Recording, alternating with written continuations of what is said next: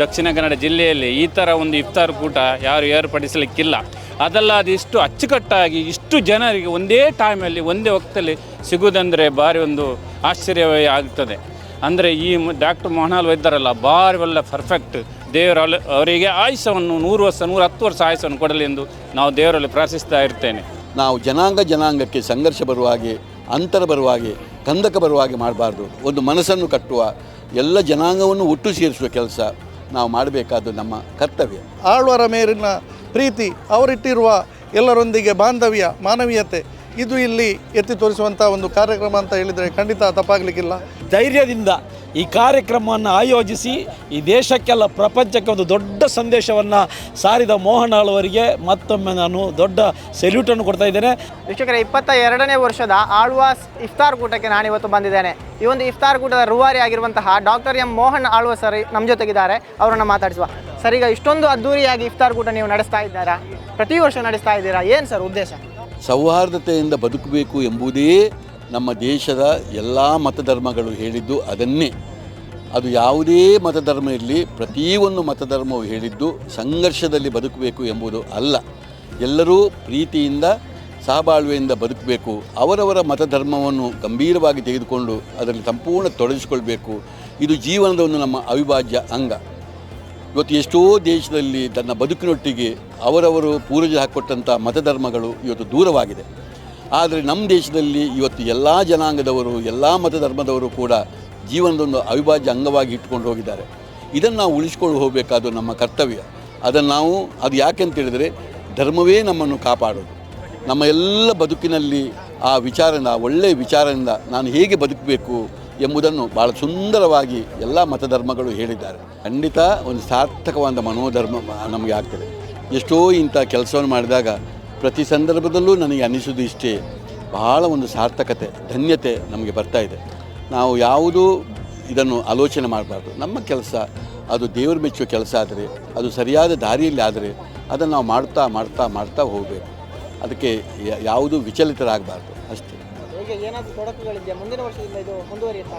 ಖಂಡಿತ ಇದು ನಾನು ಇರುವಾಗಲಿರ್ಬೋದು, ನನ್ನ ಮಕ್ಕಳು ಇರ್ಬೋದು, ಈ ಸಂಸ್ಥೆ ಇರ್ಬೋದು, ಇದು ಖಂಡಿತ ಇದನ್ನು ಮುಂದುವರೆದುಕೊಂಡು ಹೋಗ್ತದೆ ಎಂಬ ವಿಶ್ವಾಸ ನನಗೆ ಇದೆ. ಇದು ಆಗಬೇಕು, ನಾಡಿನಲ್ಲಿ ಆಗಬೇಕು ಎಂಬುದೇ ನಮ್ಮ ಆಶೆ. ಇಷ್ಟೊಂದು ಜನರಿಗೆ ವ್ಯವಸ್ಥೆ ಮಾಡುವಾಗ ಹೇಗೆ ಸತ್ಯವು ಹೇಗೆ ಆಯಿತು?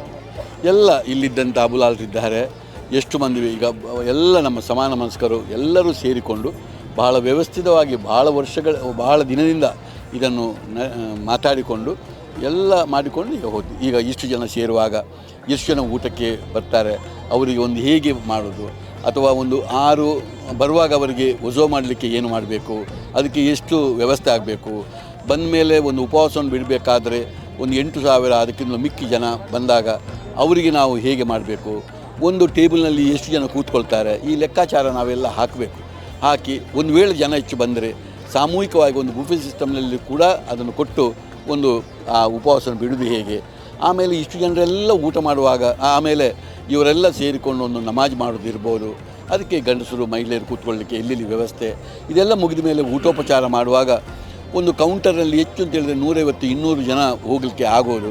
ಇಷ್ಟು ಜನ ಹೋಗಲಿಕ್ಕೆ ಆಗುವಾಗ ಎಷ್ಟು ಕೌಂಟ್ರ್ಗಳನ್ನು ಹಾಕಬೇಕು, ಇದರೆಲ್ಲ ವ್ಯವಸ್ಥೆಗಳನ್ನು ನಾವು ಭಾಳಷ್ಟು ಆಲೋಚನೆ ಮಾಡಿಕೊಂಡು ನಾವು ಇದು ಮಾಡಿದ್ದು.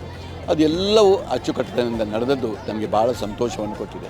ಆಶ್ಚರ್ಯ ಮತ್ತು ದಿಗ್ಭ್ರಮೆ ಆಯಿತು ನನಗೆ ಇದನ್ನು ನೋಡಿ.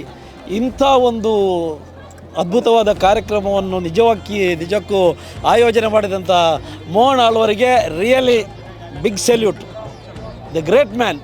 ಇವತ್ತಿನ ದಿನಮಾನದಲ್ಲಿ ಇಂಥ ಒಂದು ಗಟ್ಸನ್ನು ತಗೊಂಡು ಆ ಧೈರ್ಯದಿಂದ ಈ ಕಾರ್ಯಕ್ರಮವನ್ನು ಆಯೋಜಿಸಿ ಈ ದೇಶಕ್ಕೆಲ್ಲ ಪ್ರಪಂಚಕ್ಕೆ ಒಂದು ದೊಡ್ಡ ಸಂದೇಶವನ್ನು ಸಾರಿದ ಮೋಹನ್ ಆಳ್ವರಿಗೆ ಮತ್ತೊಮ್ಮೆ ನಾನು ದೊಡ್ಡ ಸೆಲ್ಯೂಟನ್ನು ಕೊಡ್ತಾ ಇದ್ದೇನೆ.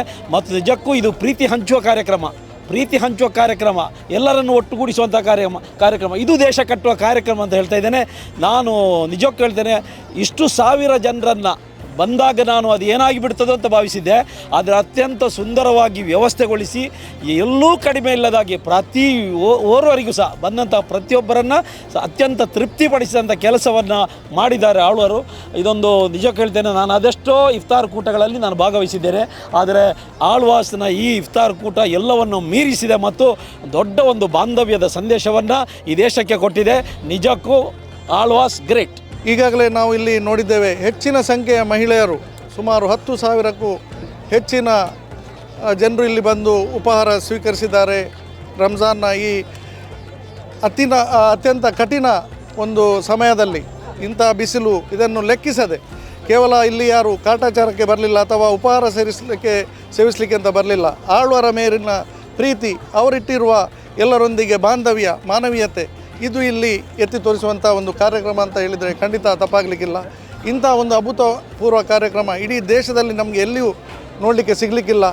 ಅದಲ್ಲದೆ ಅಚ್ಚುಕಟ್ಟಾಗಿ ಯಾವುದೇ ನಮ್ಮ ಶಿಷ್ಟಾಚಾರವನ್ನು ಮೀರದೆ ನಮ್ಮ ವಜು ಆಗಿರ್ಬೋದು, ಅಲ್ಲಿ ಅಜಾನ್ ಆಗಿರ್ಬೋದು, ಇಫ್ತಾರ್ ಆಗಿರ್ಬೋದು, ನಮಾಜ್ ಆಗಿರ್ಬೋದು, ಮಹಿಳೆಯರಿಗೆ ಪ್ರತ್ಯೇಕ ನಮಾಜ್ನ ವ್ಯವಸ್ಥೆ ಇರ್ಬೋದು, ಹಾಗೆ ಊಟಕ್ಕೆ 40 ಕೌಂಟರ್ಗಳನ್ನು ಇಟ್ಟುಕೊಂಡು ಯಾವುದೇ ರಶ್ ಆಗದ ರೀತಿಯಲ್ಲಿ ಮಹಿಳೆಯರಿಗೆ ಬೇರೆ ಬೇರೆ ಕೌಂಟರ್ಗಳನ್ನು ಇಟ್ಟುಕೊಂಡು ಅಷ್ಟು ಒಳ್ಳೆಯ ಒಂದು ವ್ಯವಸ್ಥೆ ಇಲ್ಲಿ ನೋಡಲಿಕ್ಕೆ ಸಾಧ್ಯವಾಯಿತು. ಈ ನಾಡಿನ ಸೌಹಾರ್ದತೆಗೆ, ಈ ನಾಡಿನ ಭಾವೈಕ್ಯತೆಗೆ ಒಂದು ಅಡಿಗಲ್ಲಾಗಿದೆ. ಇದು ಈ ರೀತಿ ಒಂದು ಸಂದೇಶ ಇಂತಹ ಸಂಸ್ಥೆ ಸಮುಚ್ಚಯಗಳ ಮೂಲಕ ಈ ನಾಡಿಗೆ ಹೋದರೆ ಈ ನಾಡಿನ ಭವಿಷ್ಯ ಬೆಳಗುವುದರಲ್ಲಿ ಯಾವ ಸಂಶಯ ಕೂಡ ಇಲ್ಲ. ವಿದ್ಯಾಸಂಸ್ಥೆಗಳೆಲ್ಲವೂ ಕೂಡ ಇವತ್ತು ಮಕ್ಕಳ ಮನಸ್ಸುಗಳಿಗೆ ಇವತ್ತು ಈ ಕೋಮುವಾದವನ್ನು ತುರುಕಿಸುತ್ತಿರುವ ಈ ಕಾಲದಲ್ಲಿ, ಮನುಷ್ಯರೆಡೆಯಲ್ಲಿ ಛಿದ್ರತೆಯ ವಿಷಬೀಜವನ್ನು ಬಿತ್ತುತ್ತಿರುವ ಈ ಕಾಲದಲ್ಲಿ ಈ ವಿದ್ಯಾಸಂಸ್ಥೆಗಳು ಮಕ್ಕಳ ಮನಸ್ಸಿಗೆ ಈ ರೀತಿಯ ಒಂದು ಭಾವೈಕ್ಯತೆಯ ಸಂದೇಶ ಕೊಡುವುದಾದರೆ ಖಂಡಿತವಾಗಿಯೂ ನಾವು ಇದಕ್ಕೆ ಪ್ರೋತ್ಸಾಹ ಮಾಡಲೇಬೇಕಾಗ್ತದೆ. ಸತತವಾಗಿ 22 ವರ್ಷದಿಂದ ನಾವು ಸಮಾನ ಮನಸ್ಕರು ಸೇರಿಕೊಂಡು ಆಳ್ವಾಸ್ ಇಫ್ತಾರ್ ಕೂಟ ಎಂಬುದನ್ನು ನಾವು ಮಾಡ್ತಾಯಿದ್ದೇವೆ. ನಾವು ಈ ಒಂದು ವಿದ್ಯೆ ಬುದ್ಧಿಯ ಜೊತೆ ಭಾಳ ಒಂದು ಸುಂದರವಾದಂಥ ಮನಸ್ಸನ್ನು ಮಕ್ಕಳಿಗೆ ಕಟ್ಟಬೇಕು ಎಂಬ ಭಾಳ ದೊಡ್ಡ ಆಶೆಯಲ್ಲಿ ನಾವು ಇರೋದು. ಈ ಕಾಲದಲ್ಲಿ ಬೇಕಾಗುವ ವಿದ್ಯೆ ಬುದ್ಧಿಯನ್ನು ನಾವು ಸಮರ್ಪಕ ರೀತಿಯಲ್ಲಿ ಕೊಟ್ಟುಕೊಂಡು ನಾವೆಲ್ಲರೂ ಈ ದೇಶದವರು ಅವರವರು ಹಿರಿಯರು ಹಾಕಿಕೊಟ್ಟಂಥ ಅವರವರ ಮತ ಧರ್ಮಗಳು, ಅವರವರ ಜಾತಿ, ಅವರವರ ಭಾಷೆಗಳು ಬೇಕಾದಷ್ಟು ಈ ದೇಶದಲ್ಲಿ ಇದೆ. ಇದನ್ನು ಒಂದು ಜಾತಿಗೆ, ಒಂದು ಮತಕ್ಕೆ, ಒಂದು ಭಾಷೆಗೆ, ಒಂದು ಊರಿಗೆ ಸೀಮಿತ ಮಾಡಲಿಕ್ಕೆ ಆಗುವುದಿಲ್ಲ. ಇಂಥ ಸಂದರ್ಭದಲ್ಲಿ ನಾನೊಬ್ಬ ಹಿಂದೂ ಮತಧರ್ಮಕ್ಕೆ ಸೇರಿದವ, ನಾನು ಭಾರತ ದೇಶದವ. ಈ ದೇಶದ ಮೇಲೆ ನನಗೆ ಅಪಾರವಾದಂಥ ಗೌರವ ಇದೆ. ಅದರ ಜೊತೆಯಲ್ಲಿ ನನ್ನ ಪೂರ್ವಜರು ಹಾಕಿಕೊಟ್ಟಂಥ ನನ್ನ ಹಿಂದೂ ಮತಧರ್ಮದ ಮೇಲೆ ನನಗೆ ವಿಶೇಷವಾದಂಥ ನನಗೆ ಗೌರವ ಇದೆ. ಅದನ್ನು ಆಳವಾಗಿ ಅದನ್ನು ಅಭ್ಯಾಸ ಮಾಡಿಕೊಂಡು ಅದರಲ್ಲಿರುವ ಸರ್ವಜನೂ ಸುಖಿನ ಭವಂತು ಎಂಬ ಒಂದು ಮಾತಿದೆ. ಎಲ್ಲರೂ ಸಮಾಜವು ಸೇರಿಕೊಂಡು ಎಲ್ಲರೂ ಸುಖದಿಂದ ಪ್ರೀತಿಯಿಂದ ಬದುಕಬೇಕು ಎಂಬ ಸಂದೇಶ.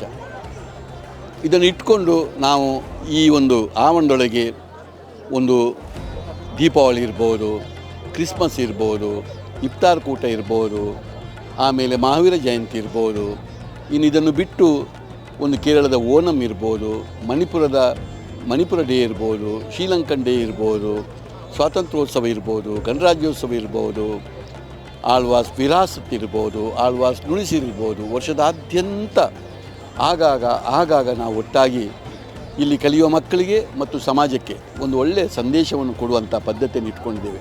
ಈ ದೃಷ್ಟಿಯಲ್ಲಿ ಸತತವಾಗಿ 22 ವರ್ಷದಿಂದ ನಾವು ಈ ಆಳ್ವಾಸ್ ಇಫ್ತಾರ್ ಕೂಟವನ್ನು ಜರೆಕೊಂಡು ಬಂದಿದ್ದೇನೆ.